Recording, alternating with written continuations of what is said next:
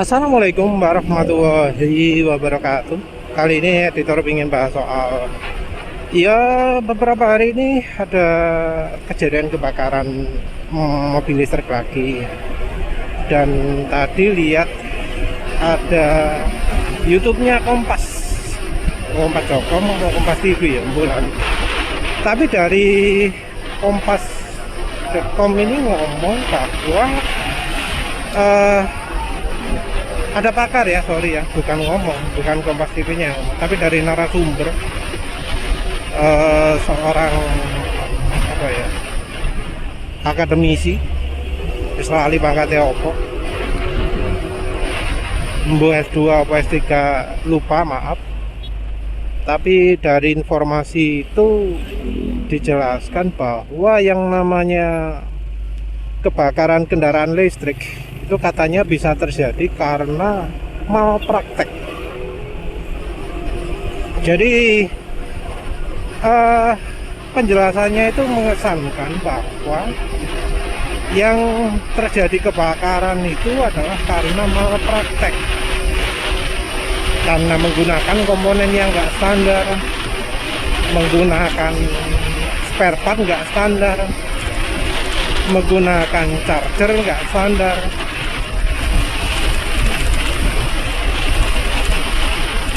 Jadi kebakaran tersebut katanya pasti terjadinya karena ada malpraktek. Jadi selama mengikuti yang diharuskan pabrikan katanya aman.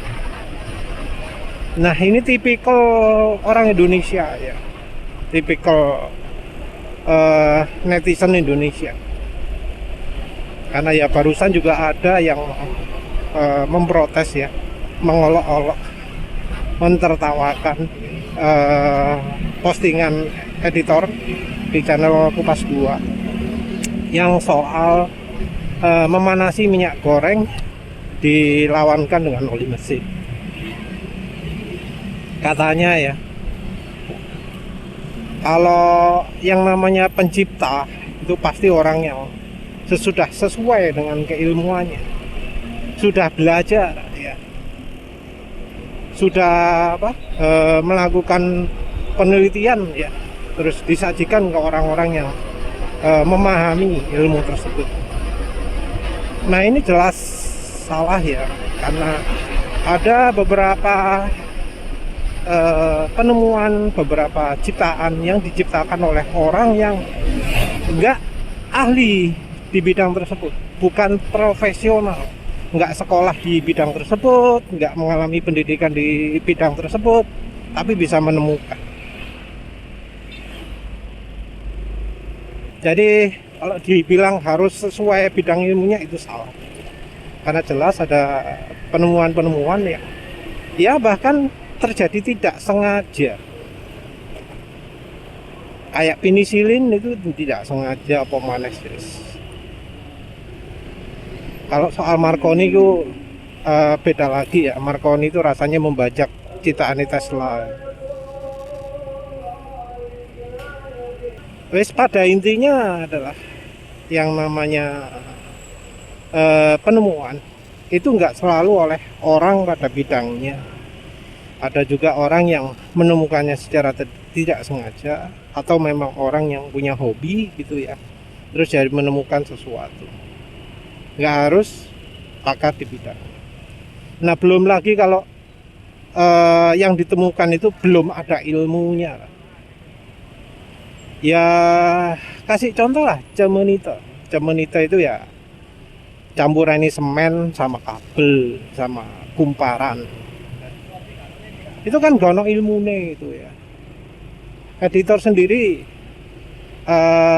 ya harus mengakui bahwa itu terinspirasi oleh orgonite, terinspirasi dari salah satu postingan di grup orgonite yang melakukan memberikan teori bahwa kalau ada bukan orgonite tapi orgon ya, beda lagi, dari Wilhelm Reich Jadi kalau ada lapisan antara logam dengan non logam, maka aliran energi orgon itu mengalir dari yang non logam ke logam, jadi searah gitu ya. Yang editor simpulkan adalah dari sisi kumparannya.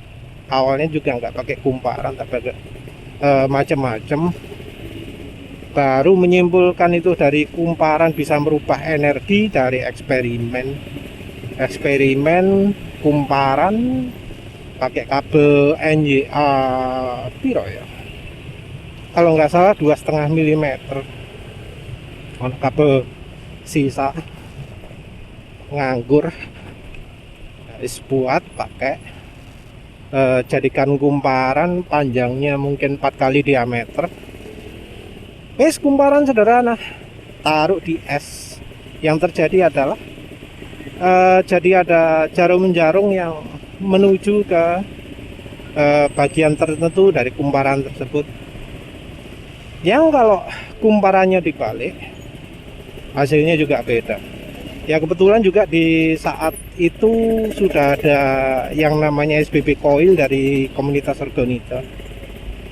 Ya editor nyoba SPP coil. Ya sebenarnya bukan SPP coil sih tepatnya, karena yang editor buat itu lebih tepat disebut Tesla coil, flat spiral coil, atau lebih tepatnya bifilar flat spiral coil, dari spiral double 2. Karena editor sudah tahu ada efek dari tembaga dan isolasinya, ya buatnya dari hal yang sama, terus nemukan kalau pakai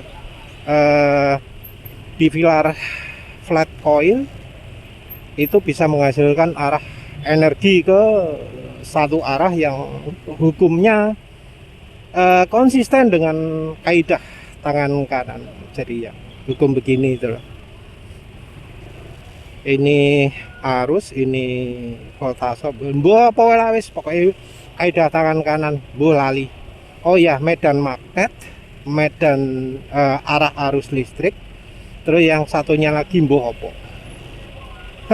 Selali wis. Apa sih rumusnya? Ya pokoknya arah. Oh ya, hubungan listrik dengan medan magnet dengan arah putarannya, arah arusnya. Aksis sumbunya, arusnya, terus medan magnetnya. Itu ya. Dan ternyata ada sumbu berikutnya, yaitu arah energi orgon yang konsisten dengan arah medan magnet yang dihasilkan oleh listriknya. Tapi itu lain lagi. Tapi yang jelas, di kumparan yang tidak dialiri listrik, kumparan terbuka yang harusnya nggak ada listriknya, nggak ada magnetnya, bisa menghasilkan efek di es. Dan tentu yang ada medan listriknya juga bisa menghasilkan efek yang mirip-mirip di es. Nah itu nggak ada ilmunya, semuanya harus dicari sendiri. Nah apakah itu bukan penemuan? Ya itu penemuan juga, walau belum ada ilmunya. Ya ilmu itu diciptakan dari ketemu ini. Yang namanya ilmu fisika itu adalah kumpulan dari penemuan-penemuan, dari eksperimen-eksperimen, dari hasil eksperimen, dari fenomena alam. Wes kok jadi melenceng. Kita mau bahas kendaraan listrik. Kenapa kok ya ada kebakaran? Dan perhatikan bahwa sebagian besar kendaraan Cina itu menggunakan teknologi baterai dari BYD. Mungkin ada yang punya teknologi sendiri, tapi rasanya sebagian besar dari BYD. Dan BYD itu disebut sebagai teknologi baterai yang aman ya. Aman, resiko kebakarannya minim. Jadi ketika ditusuk paku tidak terbakar. Tapi tentunya itu adalah eksperimen di kondisi lab. Kalau kondisi real, ada yang melakukan uji tes di baterai yang katanya tahan ditusuk itu, yang ternyata kemudian kebakar. Kenapa kebakar? Karena ya berkaitan dengan udara luar. Jadi walau mungkin baterainya sendiri tidak menghasilkan oksigen atau bahan yang menyebabkan terbakar, tapi karena terjadinya di udara bebas, akhirnya ya kebakar juga, karena udara bebas ada oksigen. Dan yang namanya baterai ngowos menghasilkan asap, itu biasanya asapnya adalah asap ada hidrogennya. Hidrogen ketemu oksigen, ya bisa terbakar. Tentu butuh ada pemicunya ya, butuh ada pemicu percikan api. Dan percikan api itu bisa sangat mudah terjadi. Ya kadang kita lihat ada beberapa video yang kelihatan ngowos berasap jos gitu, karena terjadi arus hubung singkat dalam internalnya baterai. Karena baterai itu kimia, ada ribuan kontainer kimia di dalamnya, dan runway itu akan menghasilkan panas ya, panas sangat tinggi. Kalau memang cuma baterai itu mungkin nggak masalah tapi kan pasti ada beberapa komponen lain. Beberapa komponen lain ya, misalnya kabel, kabel saling kabel itu leleh ya, dan listrik itu masih ada, kemudian terjadi hubung singkat. Nah, hubung singkat ini bisa jadi penyebab bunga api. Jadi walau mungkin ya secara uji lab gitu baterai ditusuk ngawos nggak kebakar, ketika di dunia nyata ya itu bisa beda lagi. Dan ini nggak harus menggunakan komponen yang tidak standar ya, karena walau kendaraan listrik itu sudah menggunakan yang standar, harus dipahami juga bahwa ada namanya suhu aman kendaraan listrik. Jadi yang namanya baterai itu ada suhu kerjanya, maksimal sekian derajat Celcius, minimal sekian derajat Celcius. Jadi yang namanya baterai itu nggak boleh terlalu dingin, nggak boleh terlalu panas. Kalau di Indonesia problemnya adalah panas. Dan suhu aman dari baterai yang editor tahu adalah 45 derajat Celcius maksimal.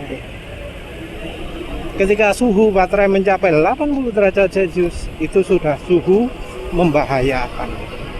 Sudah sampai pada suhu yang bisa merusak pembatas antara plus dan minus di baterai. Yang kalau bobol ya konslet ya listrik.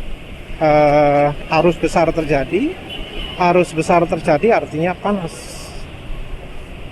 panas ini membuat ya yang sel sebelahnya ikutan rusak, yang akhirnya merambat bikin runway.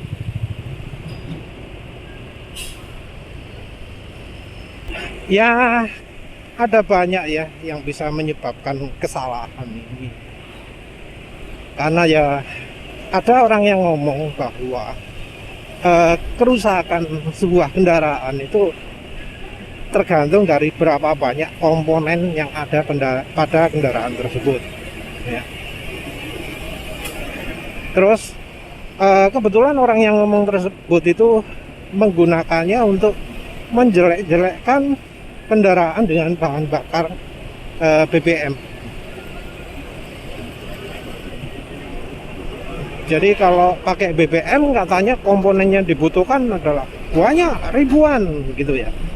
Dia nggak sadar bahwa di kendaraan listrik itu komponennya malah lebih dari ribuan bisa jadi. Karena ada beberapa komponen yang memiliki kesamaan. Bagian selain mesin, seperti suspensi, ada roda, ada kalau di mobil ya ada pintu, belum lagi ada OS-nya kalau sekarang pastinya, ada software-nya. Software ini juga ribuan kode yang ya bisa ada bugnya. Bug ini bisa terjadi juga di hardware, karena di hardware, walau sebutannya hardware, kalau yang namanya sudah dalam tanda kutip pintar, itu di dalamnya juga ada softwarenya juga, firmware istilahnya. Nah, selain dari itu, yang namanya baterai itu juga disusun dari ribuan, entah lebih dari 1000 atau enggak, tapi jelas sel-selnya itu sangat banyak.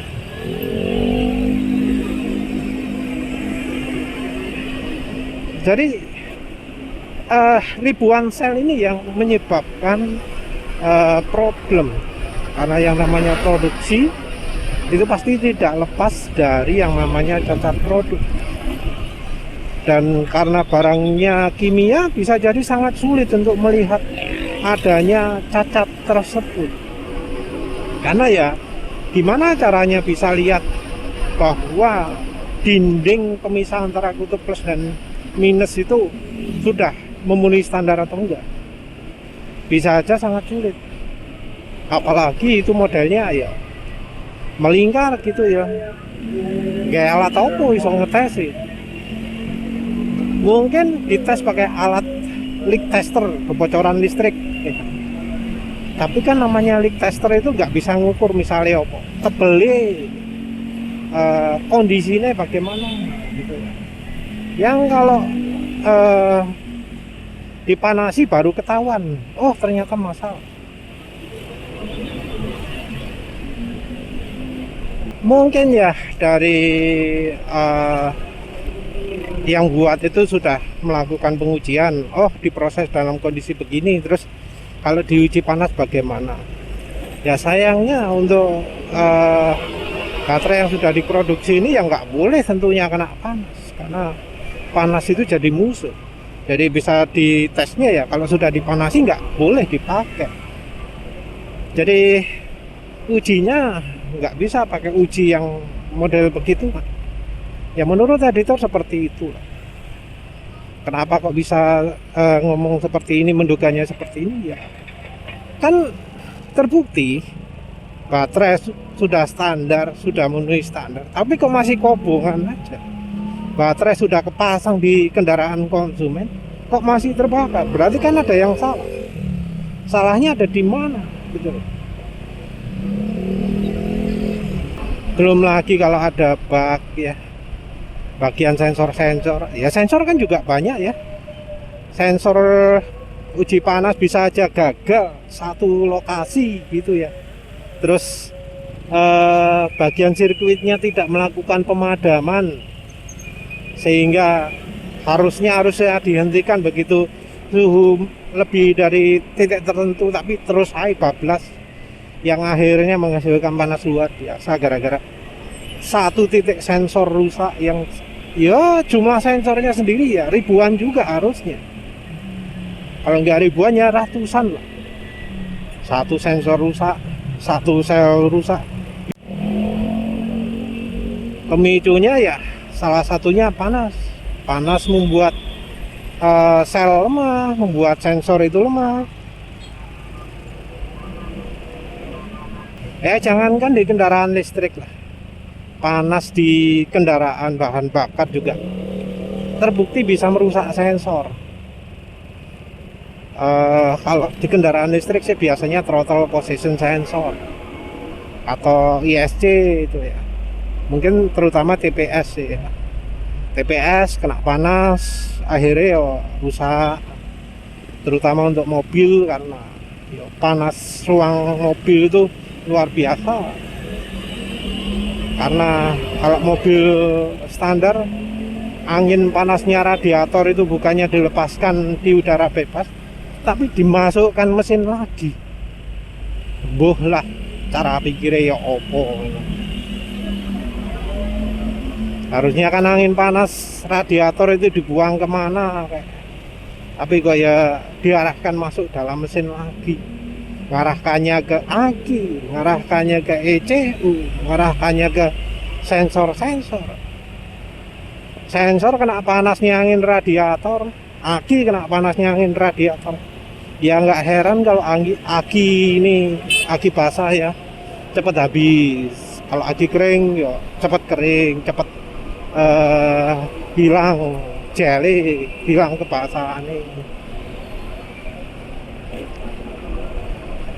Bomane sing gawe litium kena angin radiator iku mbuh ya apa nasibe. Nggak tahu kalau yang di mobil ya apa. Tapi kadang kalau mobil bener-bener oke desainnya, maka yang namanya baterai itu nggak bakalan kena panas angin radiator. Nah, yang namanya desain kendaraan listrik kan juga ya bisa dibilang masih baru toh. Pabrikan kendaraan listrik, terutama desainer baterai sama mobilnya ya masih memikirkan bagaimana caranya untuk memastikan baterai itu betul-betul terjaga kondisi suhunya nggak terlalu panas. Mungkin kalau secara keseluruhan ada sensor dimana kalau baterainya kepanasan, sistem penggeraknya kepanasan, otomatis mengurangi power, otomatis langsung power conserving, tenaga nggak bisa keluar banyak, dibatasi sangat-sangat irit, nggak bisa lari dari sekian, nggak bisa mengeluarkan harus lebih dari sekian gitu ya. Tapi itu kan ya seperti tadi disebut butuh sensor banyak kan, sensor per baterai, per sel baterainya, sel baterainya sendiri ribuan. Terus kalau di Indonesia yang juga penting itu adalah goncangan jalan. Jadi rasanya banyak yang nggak ngerti bahwa yang namanya baterai itu karena kimia nggak boleh kena goncangan melebihi sekian G. Kalau nggak salah 5G ya. Mungkin ada yang 4G. Karena lebih dari itu katanya bisa mengoyak-ngoyak ramuan kimia di dalamnya. Karena kan yo semi liquid ya. Cairan sing ono berarti lek kekocak bisa resiko dinding pembatas antara plus dan minusnya ini bobol. Lek bobol ya apa? Ya kongslet. Kongslet terus gimana? Ya kebakar. Oleh karena itu lembaga asuransi di Amerika itu nggak berani menanggung resiko kendaraan listrik itu tetap aman. Kalau kendaraannya sudah mengalami crash, entah nabrak tembok dengan kendaraan lain, nggak berani nanggung resiko. Jadi ketika kendaraan sudah mengalami crash, walau cuma tandanya bempernya rusak, ya, bempernya penyok, ya, mereka sudah menganggap total loss. Jadi ketika kendaraan listrik sudah mengalami crash, dianggap sudah harus ganti total. Kenapa ganti total? Karena biaya ganti baterai itu sudah ya hampir mendekati harga kendaraan baru. Dipastikan lebih dari separuh harga kendaraan listriknya. Biasanya seperti itu. Jadi kalau kendaraan listrik sudah crash, dianggap total loss. Oleh karena itu asuransi kendaraan listrik jadi sangat mahal. Yang kalau di luar negeri kalau nggak salah harganya bisa 1/10 atau 1/5 dari harga kendaraan listrik. Tapi rasanya kayak 1/10 barangkali ya. Nah padahal di Indonesia yang namanya perubahan permukaan jalan itu ekstrim. Editor sendiri ngalami ya kendaraan umur 75.000 km ini NMAX ini. Listrik kabel itu sampai ngefong, kabelnya ngefong, barang atos, kabel tembaga itu sampai ngefong gara-gara goncangan di jalan. Kena goncangan di jalan kadang putus sehingga muncul lampu merah gitu ya. Yang akhirnya setelah parah ditelusuri, oh ternyata kabelnya ngefong, kabelnya diganti, nggak mengalami seperti itu lagi. Nah apalagi baterai kimia Jadi ya sayangnya orang Indonesia ini terlalu menyalahkan sesuatu yang nggak perlu disalahkan, nggak melihat bahwa kondisi sempurna sekalipun bisa terjadi kendaraan listrik kebakaran, dan sayangnya ini nggak diedukasikan. Ya wes, setelah itu saja, terima kasih sudah menonton. Assalamualaikum warahmatullahi wabarakatuh.